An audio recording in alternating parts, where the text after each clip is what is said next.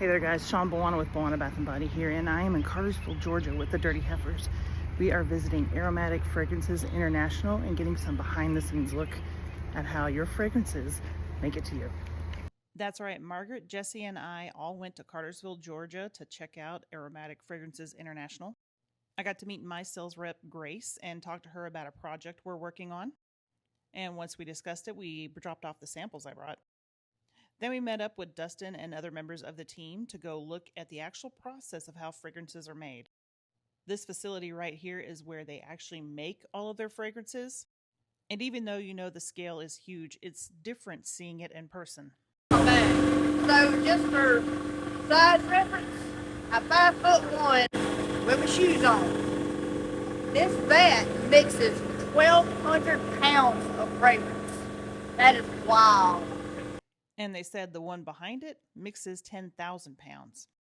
This is the robot that starts the whole process. Each one of these containers contains a component that goes into fragrance oils, and this robot can measure minute amounts of each of those components.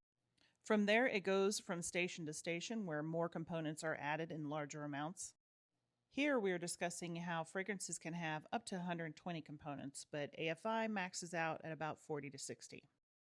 Here we see the final stage, where the largest amounts of ingredients are added, and then every batch goes to quality control. Once it goes through all of their testing and quality control, they save some of it so they can compare it to the next batch. One thing we found surprising was that AFI is currently housed in 9 different buildings for now. But our favorite was this one. This is their scent library, and currently Izzy is showing us the novelty section, which includes everything from burning flush to stainless steel or diesel fuel. I believe they told us they have about 80,000 fragrances in this fragrance library, and this gives you an idea of the scale of this room. I think I speak for all of us when I say we could have spent a week in here and been happy.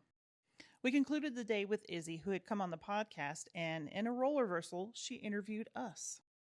The next day, we came back to the fragrance library, where we sat down with 2 of our sales reps and went over about 50 different fragrances, looking for those perfect ones to fit our line.